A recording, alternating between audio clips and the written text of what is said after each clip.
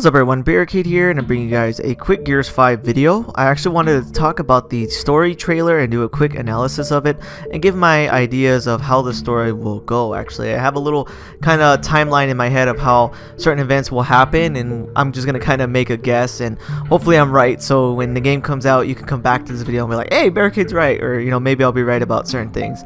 But yeah guys, so to start us off here, as we can see at the very beginning of the video, Kate is being put into a machine to see the inside of the hive mind. She goes into what I call the dreamscape, and she can see that berserker, and also it shows an image of a heart right here, as you can see, pretty much the heart of the hive, and then the berserker takes her and she wakes up. So the thing that makes me think here is that the berserker can be one of two things. Essentially what I think is going on here is that the berserker is, as the image indicated, is the heart of the hive. It's the very central mindset. It's the thing that's causing the hive mind, causing the swarm to be the way they are, and it wants Kate for one reason or the other. We see that the berserker is inside this pod as Kate's looking at it, and I think it's simply either Niall Samson, maybe he somehow transferred his consciousness. It's the AI's consciousness inside of that berserker, and it wants to essentially destroy the world, causing the swarm and everything to come out and follow its rule. Or it's a berserker that was simply preserved by Niall Samson and the AI, and during its time inside of that seal, it was able to evolve and become a much more powerful version of it, able to enforce its will on the swarm, and causing them to listen to it and basically becoming the new queen. Now this part's going to be a little far-fetched. I think I could be dreadly off on this, but I'm thinking the reason why the berserker wants Kate, why it's after her, is because it simply wants to take over Kate's body and become the new queen. If you notice throughout the original trilogy, Queen Mira was a human. She was not a locust, but yet she led them. They listened to her, and she ruled them. And it was kind of weird because I never understood why. Why exactly is that? There's always been some type of weird connection between the humans, locusts, and now the swarm, being that the locusts are actually the evolved version of humans that got horribly mutated by emulsion, and then the swarm being another evolution further. So there's definitely a connection between humans and these monsters, and maybe there's some type of weird thing that they do where they force their will into a human being and take over them for whatever reason. And that's what I was thinking right there. What's the very first thing I thought of when the berserker tried to get her is because it simply wants her for a very specific reason, and they went after Reyna for that same reason. We saw her attached to the weird tentacles and everything, and she was kind of at the center of that hive and being forced to stay there. And you notice while they went to get her, her face looked really mutated and looked kind of different, and they did not want to let her go.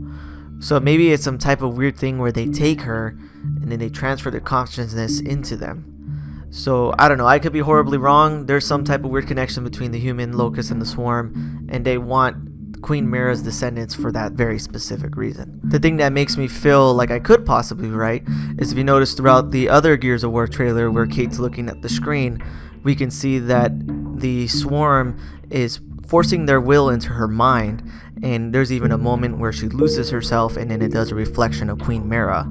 So almost like they're trying to take over her mind for some reason. They want her to become the new queen. Whether it's them enforcing their will on her or actually enforcing another consciousness into her remains to be seen. Next thing we see is Kate being picked up by Marcus and a raven, and he asks her, did you find what you're looking for? And now she states that they're going to have to kill it. So they're going to go after this berserker that's basically acting as the very heart of the hive mind, the heart of the swarm and the locust. So they really want to go after it to essentially end the war in one fell swoop by destroying this being. The one thing I want to say is after they mention her talking about the vision, we can see her kind of coming out of a pod, almost what it looks like, and then it kind of cuts to her waking up. That's obviously part of the dream or whichever she had. But the thing that's interesting is if you notice when she wakes up, she doesn't look like the way she does in that scene when she's with Marcus. She looks like the way she does in Gears 4 with the Anya's armor and the beanie. So I'm thinking they kind of just added that in there to kind of add a little bit more of effect to the trailer, but that particular scene looks like it happens way before that of her being with Marcus and the Raven.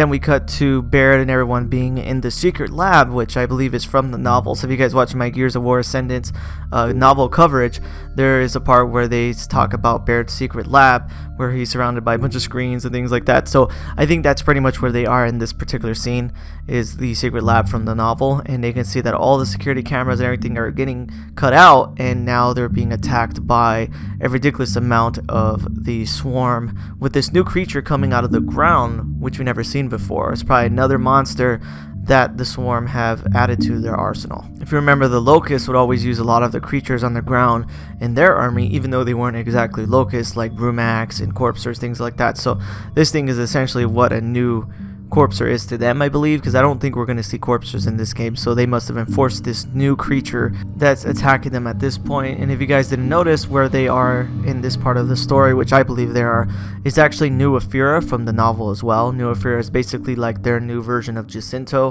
where everyone goes there. They want everyone to escape there. That's actually what Jin wanted to do at the end of the novel. She basically wanted to pull a Prescott and have everyone evacuate to New Ephyra. But the difference this time around that the novel explained is that Baird really wants to recreate the Hammer of Dawn, and she's really against it. So she is not going to pull a Prescott and attack the world with a hammer to try to kill the swarm. But Baird, working on the hammer behind her back, will bring it back, as we can see later in the trailer. The other thing I wanted to point out is during this very part where the monster appears out of the ground, we can see Paddock from Gears of War Judgment standing right next to it shooting. We haven't seen Paddock since Gears of War Judgment, so we can actually hopefully find out what happened to Sophia. Actually, I made a video a long time ago thinking that she might have been kidnapped and killed by stranded people that were originally COG soldiers, and that's why he hated the COG so much. But maybe I'm wrong. Maybe they'll actually explain it and explain what exactly happened to Sophia in this game. So I just really wanted to point that out. Paddock is in this game. We see him in the story, and maybe we'll get like a 2-second dialogue to explain what exactly happened to Sophia. Next, we can see the new flying enemy that I believe is heart leeches from the previous comics, but I could be wrong. And then I'll come back to them in a second. But now we see Cole, using the robots from the actual game from Gears 4, using it to kill a Swarmac, and then we cut to them gliding across the ground as it's being attacked by lightning from wind flares and also on the snow. So we're gonna get a really big campaign here. I just really want to talk about, a lot of people have been saying that there's a lot more exploration to the Gears of War game, so I wonder if that's actually true for Gears 5, I mean.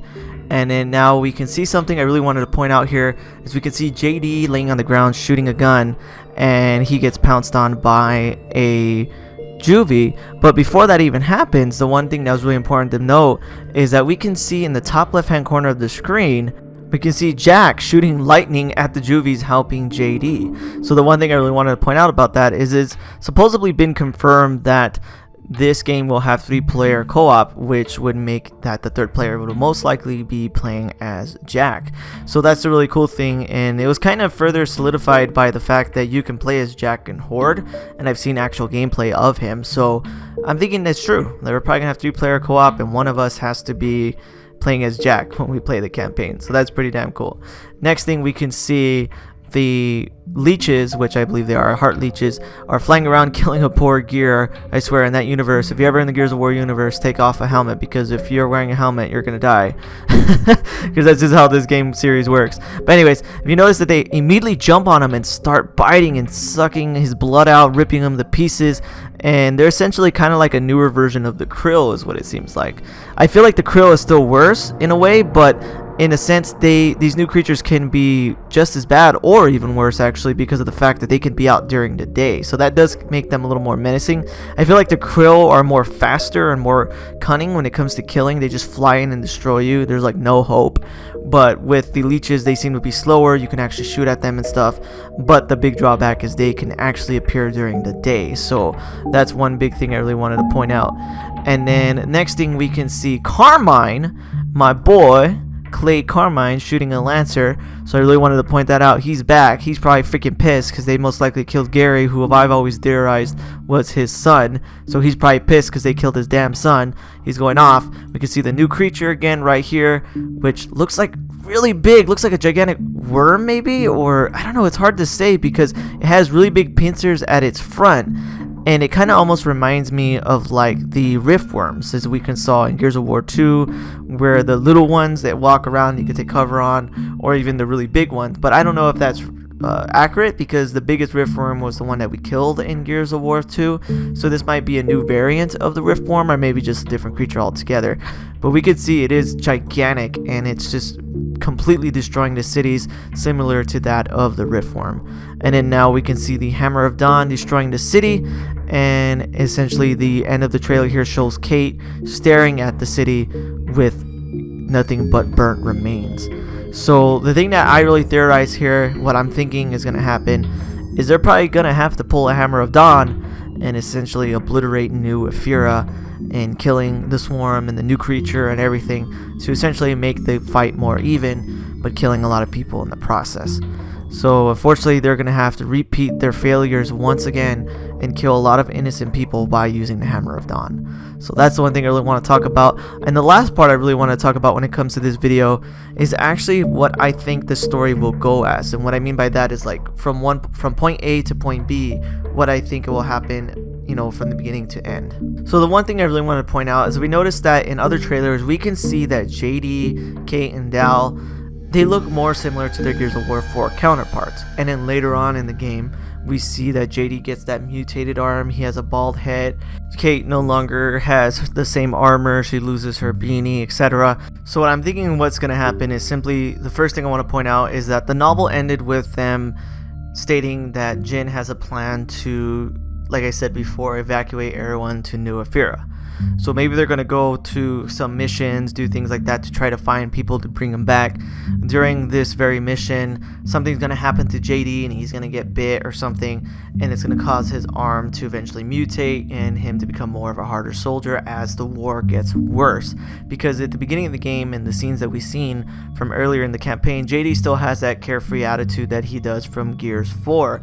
But yet in the other trailers we've seen, he's very hardened, really angry, really strict, and a completely different character. So I'm thinking what happens is the war might kind of be more relaxed at the beginning, and then eventually with people being taken, people dying, comrades being killed, it's going to make JD become more of a hardened person. As this happens, Kate is going to have more and more nightmares. She's going to become more and more crazy and wants to figure out what happens. They're going to eventually go to Riftworm Village, which is a place that Oscar stated that he was going to. For those who don't know, Oscar did survive at the end of Gears of War 4. We actually saw a cutscene after the credits where he escaped from the Snatcher.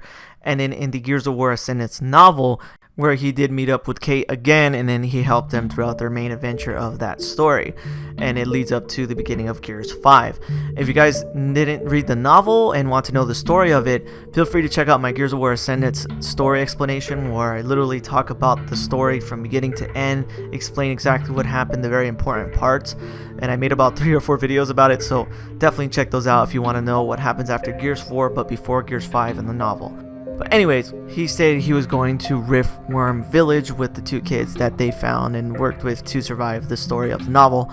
And now we can see in the very first Gears 5 trailer, Kate is crying over somebody that died. So who would she be crying over?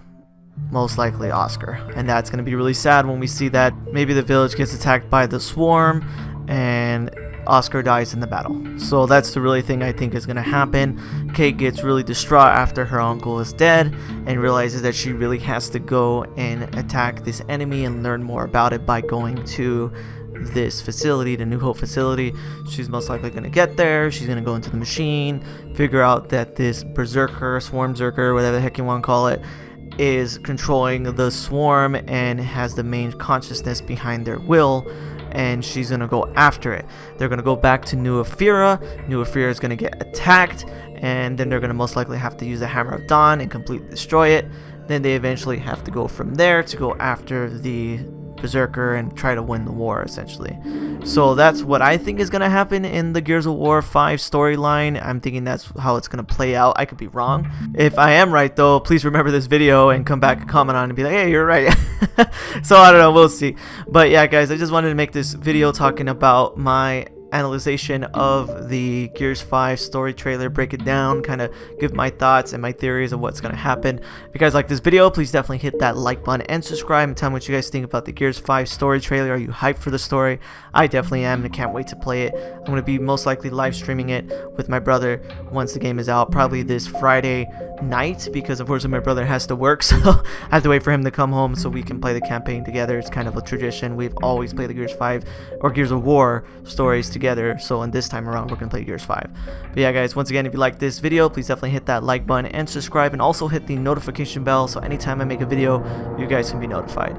Anyways guys, thanks for watching and take it easy. Thanks for watching this video. If you want to see my most recent Gears of War video, hit that link on the left. If you want to see any of my other content, hit that link on the right. Thanks for watching guys.